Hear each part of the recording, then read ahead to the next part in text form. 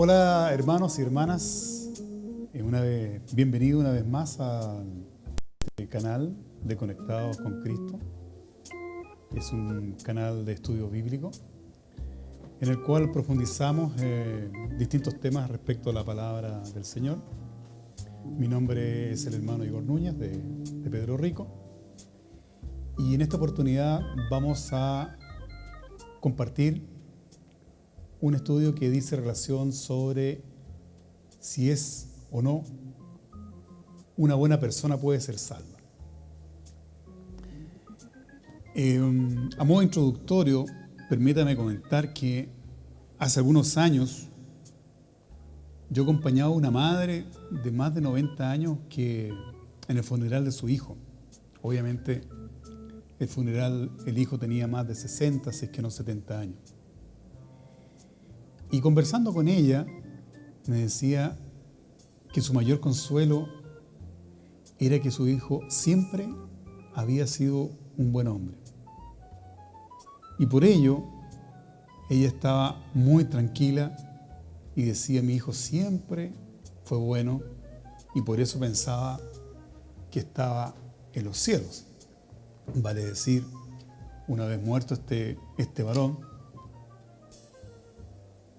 su paso siguiente para ella era que estuviese en los cielos por cuanto había sido una muy buena persona en su vida. Día a día han pasado los años y siempre me ha dado vuelta esta conversación, porque obviamente uno ve el dolor de una madre, independiente de la edad, aunque tenga más de 90 años, ve la muerte de un hijo, siempre tiene algunos bemoles, tristeza, pena. Y siempre me dio vuelta en la mente si es que era suficiente ser una buena persona para ser salvo. Hasta que llegué a los caminos del Señor y me acuerdo que estaba en el local de Pedro Rico, ahí le tocó una oportunidad predicar a la hermana Angélica y ella nos contó la historia de Cornelio. Y Cornelio justamente habla de una buena persona. Era tan bueno este varón que ante los ojos de Dios le envió un ángel para que le predicasen el evangelio de la salvación. Y obviamente ahí entendí que no es suficiente ser una buena persona para ser salvo. Que a todo varón, a toda persona requiere algunos pasos adicionales, algunos temas que tuvo Cornelio para alcanzar la salvación. Entonces, hermanos, vamos a partir obviamente con la palabra de Dios, pero en esta oportunidad, como dice ahí la referencia, está en Hechos 10, del verso 1 hasta el capítulo 11, verso 18. Yo creo que en la mayoría de los casos a ustedes les ha tocado ver este estudio. Seguramente se ha predicado muchas veces y generalmente se enfoca en el capítulo 10, donde está toda la historia de Cornelio, son 48 versículos, y eso se lo voy a dejar de tarea a usted, para que lo repase, lo revise con tiempo, se deleite de esta hermosa historia de Cornelio y de Pedro, pero vamos a enfocarnos en el versículo 11, del verso 1 al 18, para hacerlo un tanto distinto, y también para resumirlo, porque en este caso Lucas, que es quien se supone que escribió el libro de Hechos, resume muy bien en 18 versículos toda la historia de Cornelio. Y obviamente vamos a hacer las referencias al capítulo 10 para que tengamos el contexto. Yo tengo aquí la Biblia en este equipo y entonces yo le quiero pedir que me acompañen y abran sus Biblias en Hechos 11, del verso 1 al 18. La versión que tenemos acá es la de Reina Valera de 1909, por lo tanto el castellano quizás no es muy cercano, pero he descubierto que esta Biblia tiene menos errores que la de 1960. Entonces vamos a partir leyendo el verso 11, la palabra del Señor, y dice: y oyeron los apóstoles y los hermanos que estaban en Judea que también los gentiles habían recibido la palabra de Dios. Y como Pedro subió a Jerusalén, contendían contra él los que eran de la circuncisión, diciendo: ¿por qué has entrado a hombres incircuncisos y has comido con ellos? Entonces, comenzando Pedro, les declaró por orden lo pasado, diciendo: estaba yo en la ciudad de Jope orando y vi un rapto de entendimiento, una visión, un vaso como un gran lienzo que descendía, que por los 4 cabos era abajado del cielo y venía hasta mí, en el cual, como puse los ojos, consideré y vi animales terrestres de 4 pies y fieras y reptiles y aves del cielo. Y oí una voz que decía: levántate, Pedro, mata y come. Y dije: Señor, no, porque ninguna cosa común o inmunda entró jamás en mi boca. Entonces la voz me respondió del cielo segunda vez: lo que Dios limpió, no le llames tú común. Y esto fue hecho por 3 veces y volvió todo a ser tomado arriba en el cielo. Y he aquí luego sobrevinieron 3 hombres a la casa donde yo estaba, enviados a mí de Cesarea. Y el Espíritu me dijo que fuese con ellos sin dudar.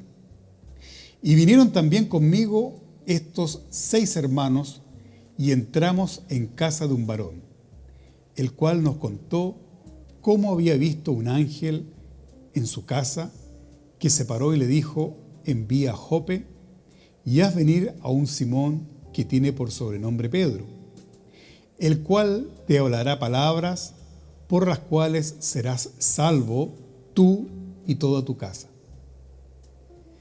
Y como comencé a hablar y cayó el Espíritu Santo sobre ellos, también como sobre nosotros al principio, entonces me acordé del dicho del Señor, como dijo: Juan ciertamente bautizó en agua, mas vosotros seréis bautizados en Espíritu Santo.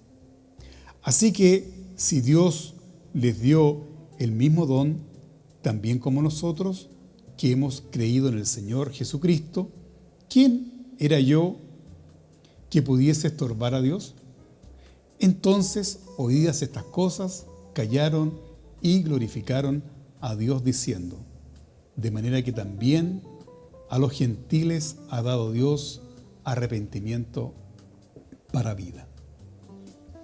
Esa es la palabra del Señor. Pedro resume los acontecimientos que ocurrieron en Cesarea y en Jope, que usted los puede leer en el capítulo 10, del verso 1 al 48.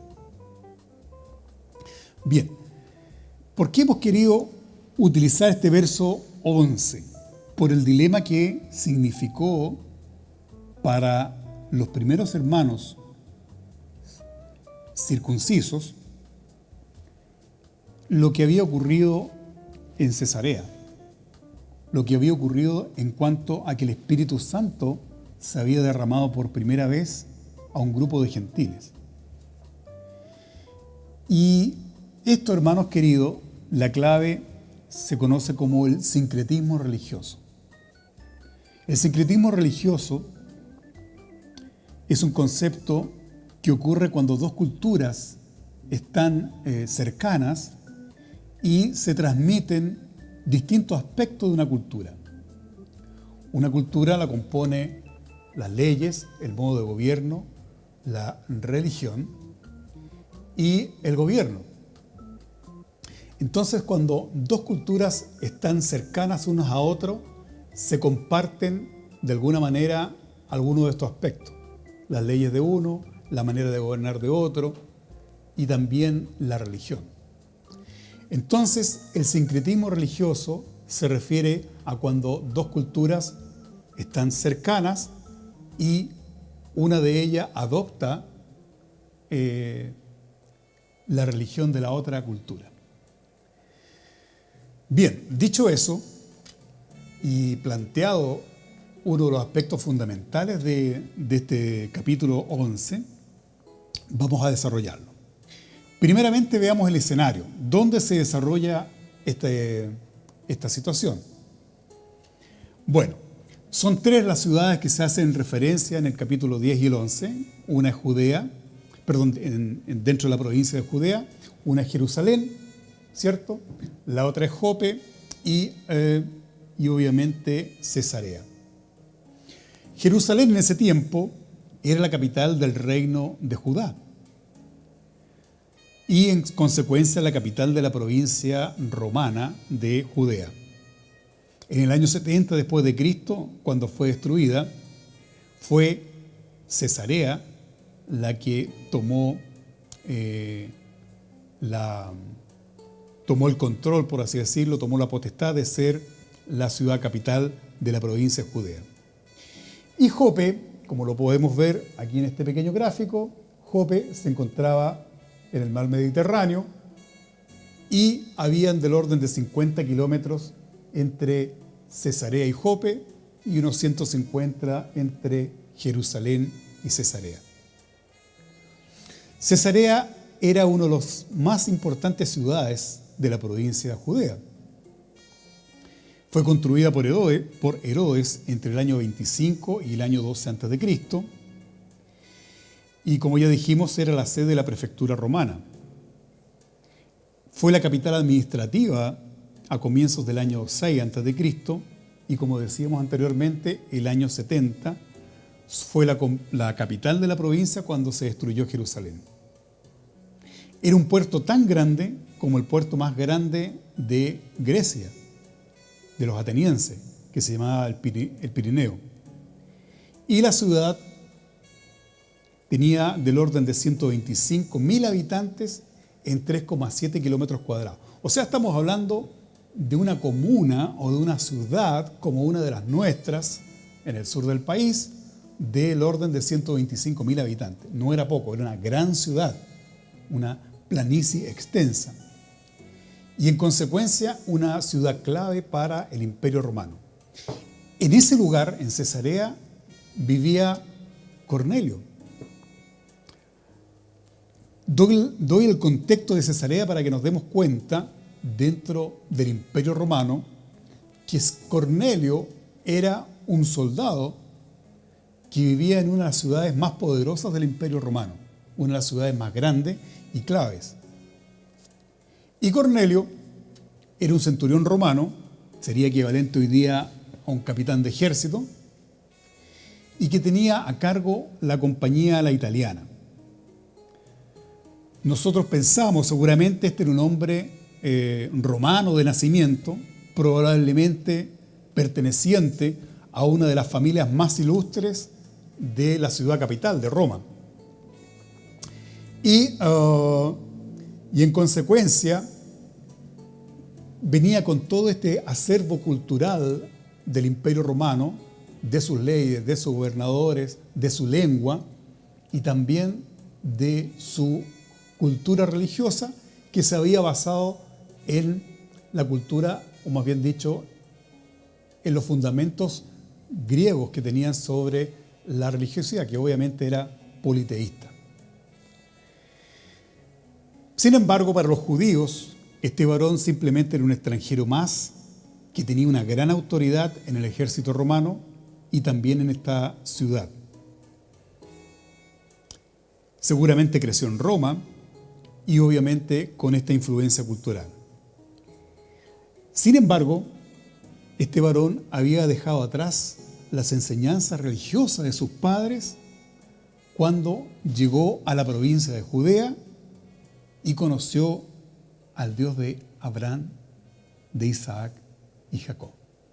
Entonces, obviamente, cuando llega este varón a este lugar, se provoca este sincretismo religioso, pero él adopta y cree en el único Dios vivo. Tuvo la gran oportunidad de conocer al Dios de Israel. Y obviamente tiene que haber escuchado y creído en todos los relatos que se transmitían de padres a hijos de los israelitas. Como 2 millones de israelitas sacó el Señor desde Egipto, cómo derribó las murallas de Jericó. Pudo conocer un Dios tardo en la ira y grande en la misericordia. Y creía en Él. Y oraba permanentemente y además procuraba comportarse como un justo, dado que Él daba limosnas permanentemente al pueblo. Por ello es que las oraciones y las limosnas de este hombre subieron para memoria de Dios. Y Dios se agradó del comportamiento de este varón, de Cornelio. Podríamos decir que Cornelio era un hombre bueno, que intentaba ser un hombre justo. Sin embargo, no debemos de perder de la mente de que era un soldado romano y era un centurión. Un centurión en ese tiempo estaba junto con la tropa. No estaba en la mesa de los generales viendo cómo se movían las guerras, las batallas. No, era un hombre de batalla. ¿Ya? Y en ese tiempo, entendamos que una flecha tenía un alcance de no más de 50 metros. Por lo tanto, la mayoría de las escaramuzas eran cuerpo a cuerpo, espada a espada, hombro con hombro. Y por lo tanto, como un eje importante en el ejército romano, este varón seguramente tenía sus manos llenas de sangre. ¿Ya? Por cuanto era parte de su trabajo la guerra. Sin embargo, al igual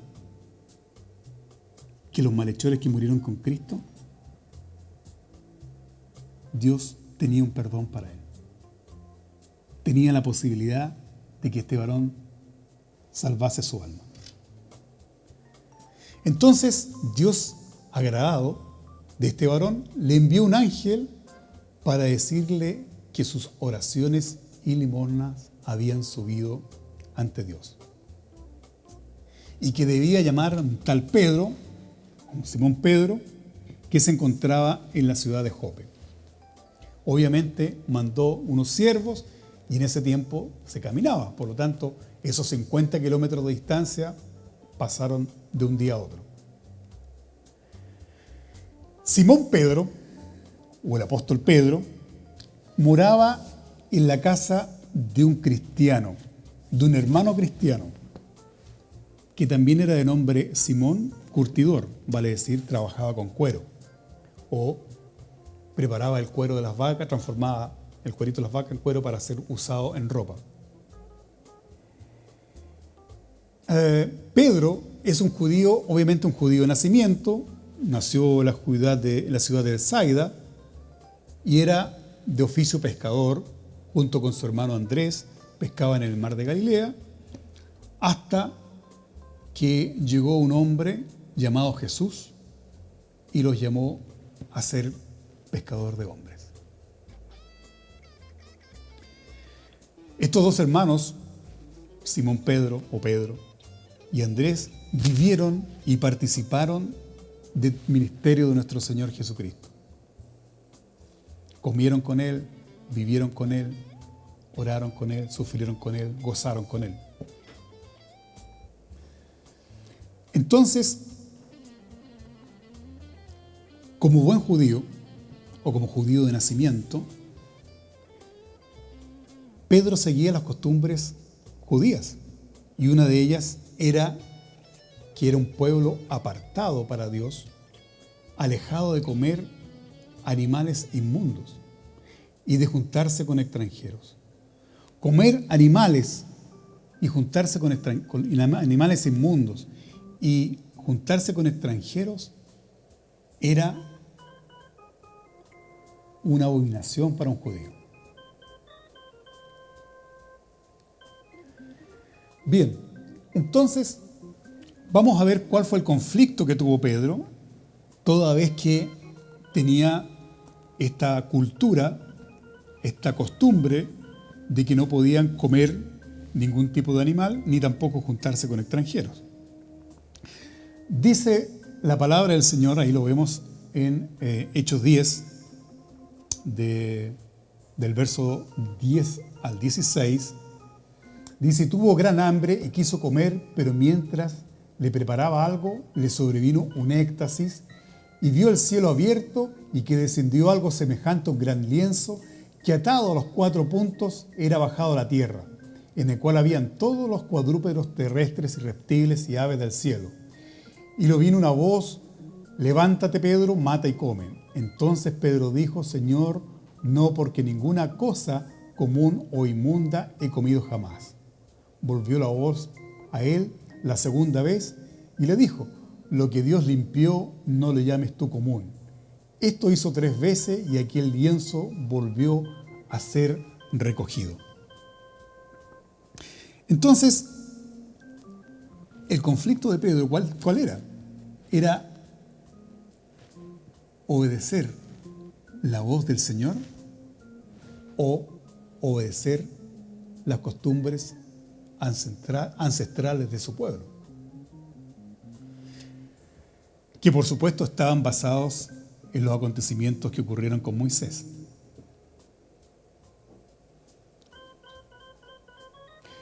Entonces, ¿de dónde vienen estos conceptos de ser un pueblo apartado? En el Antiguo Testamento, en Éxodo, nosotros podemos leer que Israel era para Dios un pueblo santo, un pueblo escogido entre todos los pueblos. Eso lo podemos leer en Deuteronomio 7:6. El propósito de Dios con este pueblo era que fuese un reino, dice aquí la palabra, de sacerdotes y una nación santa, siempre que ellos escucharan su voz y guardasen el pacto. ¿Cuál pacto será el que dice usted? Bueno, el pueblo de Israel, a los pies del monte Sinaí, selló un pacto de obedecer al Señor. Lo vamos a recrear.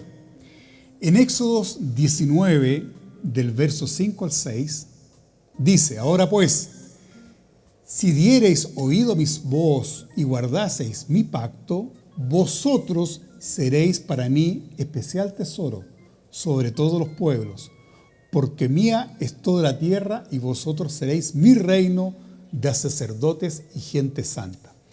Y el verso 5 dice: y todo el pueblo respondió a una, o sea, al unísono, en una sola voz, y dijeron: todo lo que Jehová ha dicho, haremos. Y Moisés refirió las palabras del pueblo a Jehová, o sea, le comentó a Jehová lo que había dicho el pueblo.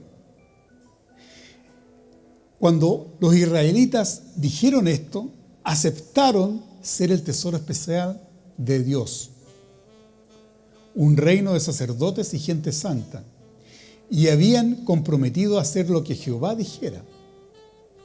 Pero al siguiente versículo nosotros podemos ver cuando Dios escribe los mandamientos y Jehová los mandó a no tener dioses ajenos delante de él, ni hacer imágenes de las cosas que están en el cielo, en la tierra y en las aguas, ni inclinarse ni honrarlas.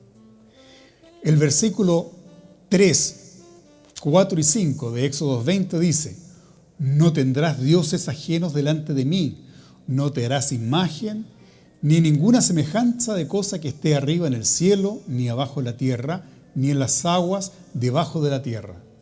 No te inclinarás a ella, ni las honrarás, porque yo soy Jehová, tu Dios fuerte y celoso. Entonces, si nosotros vemos lo que ocurrió con el pueblo de Israel, pareciera que el pueblo solamente entendió una parte. Entendió de que era un pueblo apartado, un pueblo escogido, que no se debía mezclar con otros pueblos y no debía comer animales inmundos, porque lo dejó como signo de Dios.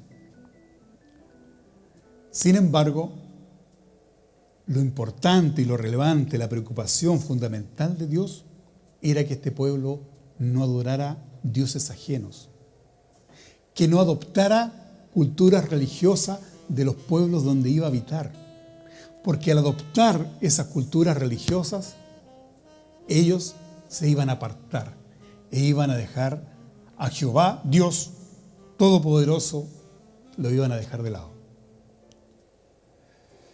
Déjeme buscar la palabra del Señor acá.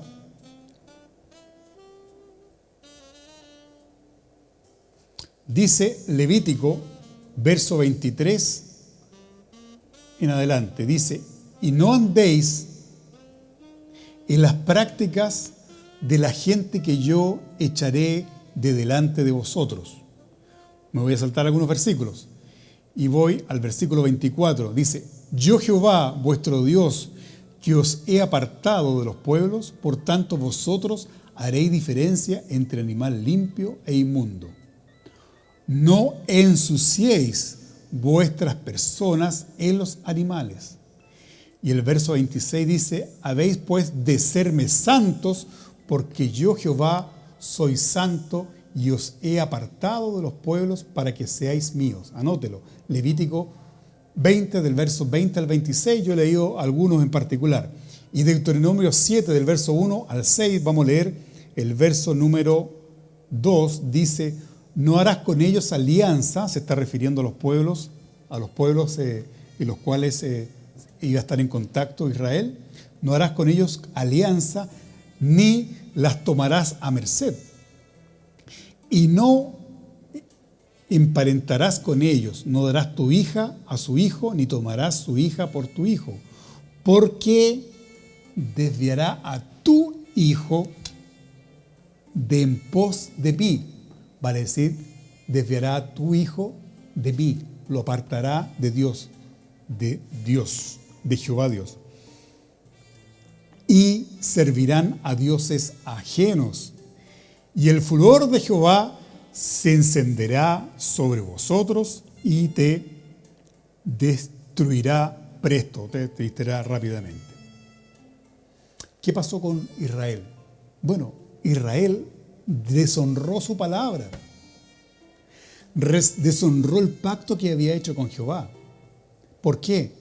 Porque se mezcló con los pueblos vecinos y adoptaron y adoraron dioses ajenos. Le sirvieron, hicieron sacrificios, olvidaron su pacto.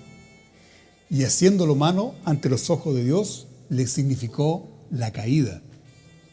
Primero, de la ciudad de Samaria y de Israel. Lo podemos leer en Segunda de Reyes, capítulo 17.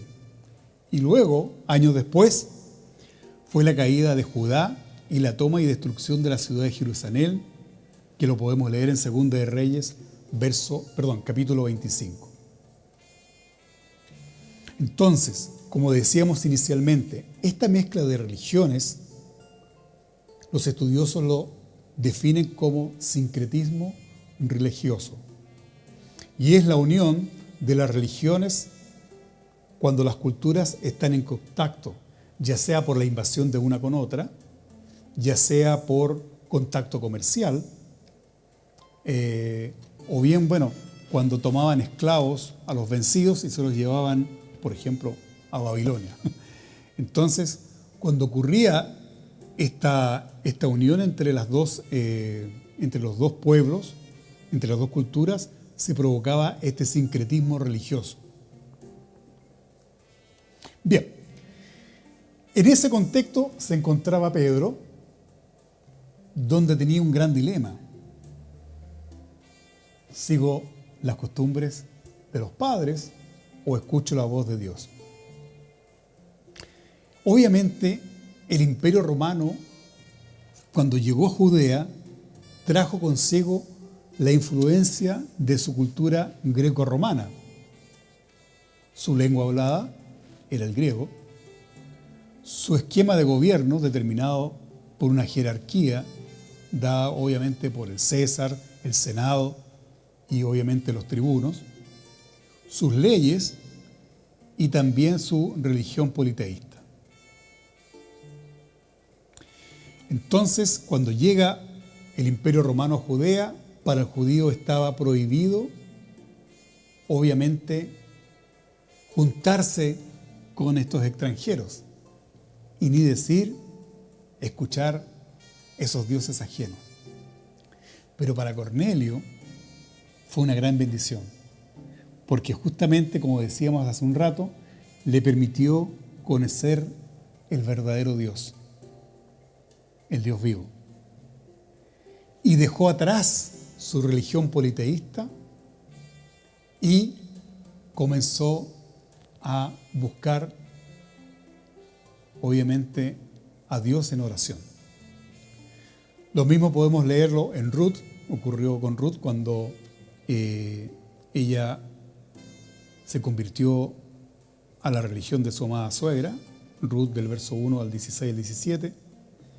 Y también ocurrió con Jonás, con Nínive, cuando se arrepintió y el Señor no destruyó esta ciudad, y lo podemos leer en Jonás en el capítulo 1. Por lo tanto, esto es lo que nosotros podemos entender como el sincretismo religioso, que para Pedro era un conflicto y para Cornelio fue una bendición. Bien, hermanos, vamos a hacer una pausa, vamos a dejar unas preguntas en esta primera parte y las preguntas son las siguientes. ¿Cuál fue el dilema de Pedro y de los discípulos? ¿Qué es el sincretismo? Y si hoy día existe sincretismo en nuestros tiempos. Nosotros, que también somos una nación santa, un pueblo escogido, la pregunta es, ¿cree usted que existe sincretismo en estos momentos? Esas tres preguntas yo lo invito a enviarlas a nuestro correo conectadosconcristo@cristoesturruta.cl.